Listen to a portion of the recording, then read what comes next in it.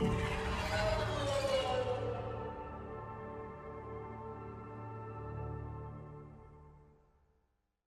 Apex Agents, Mobius Y here with another video for Mass Effect Andromeda's multiplayer. Today's another two-part character build guide. We're taking a look at the Uncommon Krogan Vanguard.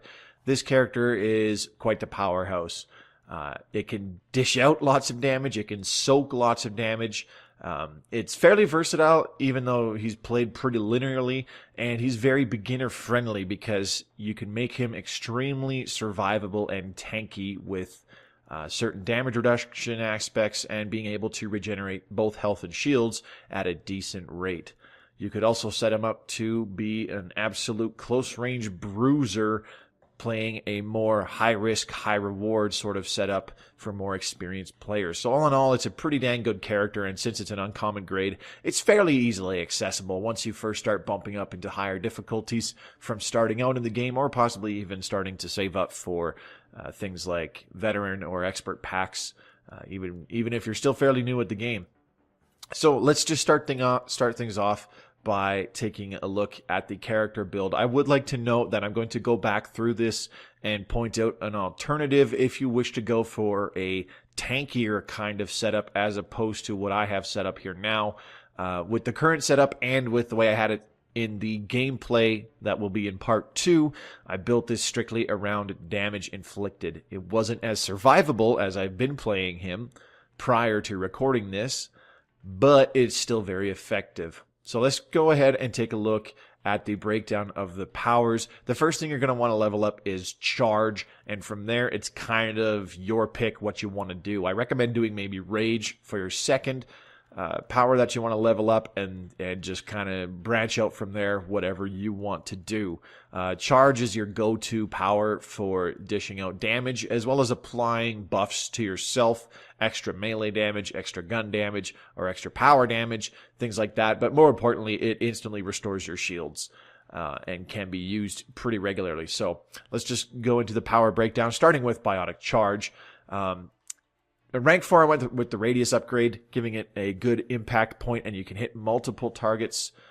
It also damages multiple targets. This gives you really good crowd control. When you charge into multiple enemies and you're just going after the one right in front of you, you don't have a Nova ready to go to finish everybody off. You just want to kill the one thing sitting right in front of you. But everything around you will be staggered to a decent degree. Rank 5, I went with weapons and melee. This gives you a 15% gun damage bonus and 30% melee damage bonus for 3 seconds after charging. I like this over the power synergy, just with the way this character is set up and the way I played it in this particular damage dealing kind of setup. Most of the time, I will be headbutting right after I charge. So I didn't really see any reason to go with the power synergy. Charge and Nova can be quite powerful with power synergy, but since I didn't fully invest into Nova and give it a huge amount of damage, I didn't really feel that this was as necessary as the weapons and melee upgrade, because right after charging, you're going to want to shoot something to either regenerate a little bit of health or to simply headbutt it and finish it off very quickly.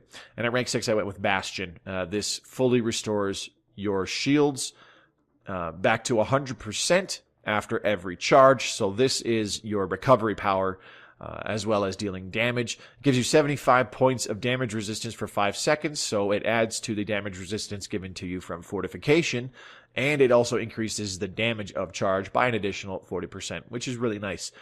Shock Trooper is very amusing. Don't get me wrong, but it doesn't really gel very well with the Krogan Vanguard, in my personal opinion. Even when you're playing the Krogan Vanguard in a less tanky kind of setup, this Bastion option is just better overall for either option for how you play this character. Now with Fortify, the way I have it set up now is different from the way I had it for quite some time. At rank 4, I have mobility. The mobility option chosen to reduce the movement speed penalties and the sprint penalty by a significant margin for when I'm running around. I like being mobile with this setup. It's just as important to get in and out of cover as it is to close in on the target with this particular setup. Rank 5 power armor. This gives you additional 30% melee damage as well as 20% gun accuracy and stability, which is really nice for things like shotguns, which is what I recommend using on this. It makes the pellet spread a little bit tighter. It also makes the kick significantly better. Well, not significantly, but a fair bit better to cope with when you have your Fortify on and you are shooting your gun. And at rank 6, Explosive Purge. This is amazing crowd control utility. When you get in things' faces shortly after a charge, or even before a charge. So between your charge and your Explosive Purge, you have a 3.5 to 4 meter radius where you will stagger mooks and most sub-bosses in that area. And when you Explosive Purge, more importantly, you prime them for tech bursts. So that just gives you even more crowd control potential and area damage as well. It is super amazing to have on this particular kit. Also a great way to farm challenge points for the Fortify challenge in the combat powers. The alternative method for going a more tanky route is take rank 4 protection for an additional 20 points of damage resistance, and shield feedback, where your shield regen bonus is another 25%, and your health and shield regeneration delay reduction is reduced by 40%. So this means that your shields will start to come back more quickly, as well as your health. This combines pretty nicely with the rage options that drastically increase your health regeneration as well when rage is triggered. These two options combine better if you're going for a more tanky setup, especially when you are combining it with the rage bonuses, where you get more health and shields and more health regeneration. But either way, you still want the Explosive Purge option because it has amazing crowd control and damage potential capabilities. Nova, I only took this to rank 4. I took the extra damage and force upgrade at rank 4, making it deal a base damage amount of 693 with 698 newtons of force, and still a 12-second recharge time. This is kind of just a more, I still need to do some area damage. It doesn't prime anything for combos. It also doesn't detonate anything for combos. That is the big downside to Nova. But when you charge into a small group of mooks and you hit all of them and they're all damaged, there is a possibility that you could just use a Nova and finish them all off. Apex Training, I took this to rank 4 as well to increase the power and melee damage by 20% each. So just a little bit more oomph for those abilities, especially because the melee gets utilized quite a lot. Didn't really feel like taking it any higher than that, because the only other possible options that you could really go with for rank 6 is go with more power damage and force at rank 6, but you also have to pick something that doesn't necessarily benefit at rank 5. With Special Combat Training, you can get plus 50% combo damage, which is really nice for a Fortify Purge, followed by a charge, or you could go with extra weapon headshot and weak point bonus damage, and 25% more weapon spare ammo, but they're really just not worth it to sink more points into and give up leveling up Nova at all. And lastly, we've got Rage. This is the passive survival kind of setup here.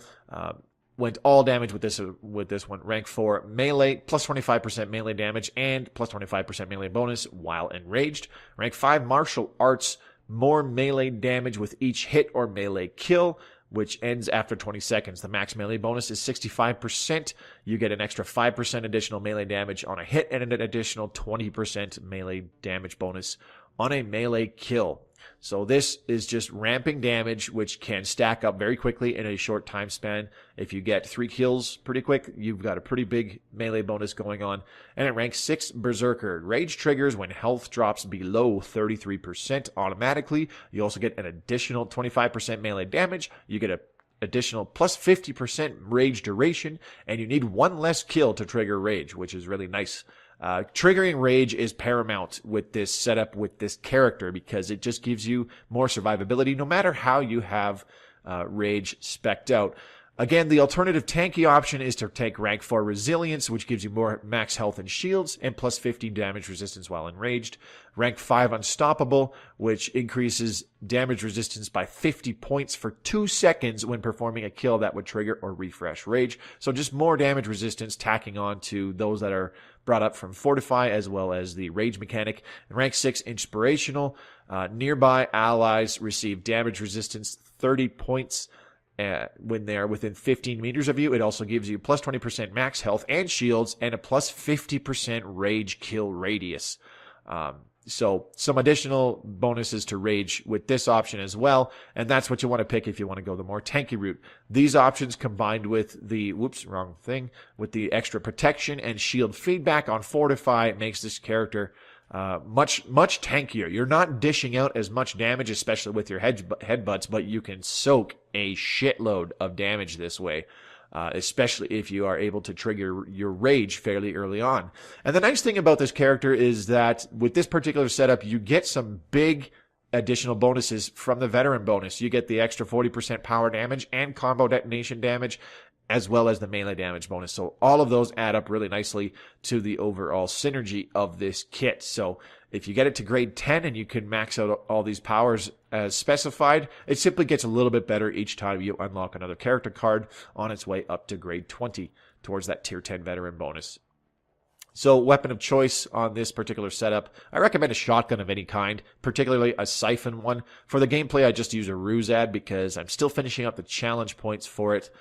Getting close to done there, so you'll see that in the gameplay. But I really recommend anything that is lightweight enough where it is not hindering your power recharge speed, can dish out a decent amount of damage, and something that you have a siphon variant of. So this could be like a Katana S, or even the Disciple, or an ultra rare if you have one, like the Piranha, or even something like the Hesh. So on and so forth. For equipment, highly recommend structural ergonomics so that you can charge as often as possible. Remember the ABCs of playing a Vanguard character. Always biotic charge. Always be charging. That's essentially how that goes, and it's the reason for going with structural ergonomics so that it reduces the recharge on your biotic charge. And with the boosters, you don't have to pick these two options. I definitely recommend a strength enhancer. I used it grade 1 in the gameplay, and I definitely recommend using one no matter what on this setup. And in the gameplay, I also used a power efficiency mod. My personal favorite, honestly, is to go with a universal power amp. This increases the damage dealt by your charge, your nova, and your fortify purge by a small margin. You could use a higher grade one for more damage, or you could also go with a biotic power amp to increase the damage of your charge and your nova to try and get a little bit more oomph out of those two powers. But either way, I definitely recommend going with a strength enhancer no matter what. So if you are leveling up this character and you want to use an XP booster, keep the strength enhancer on and go with an XP booster as well. And you'll be able to level up this character in no time once you're able to do that. So that's essentially it for a breakdown of this particular build. If you would like to see specific gameplay and how this playstyle pans out on gold difficulty, check the link in the description below for part 2 of today's character build guide. This has been Mobius Y covering the Uncommon-grade Krogan Vanguard. Hope you enjoyed this video, and I'll see you on the battlefield. Good luck, Apex.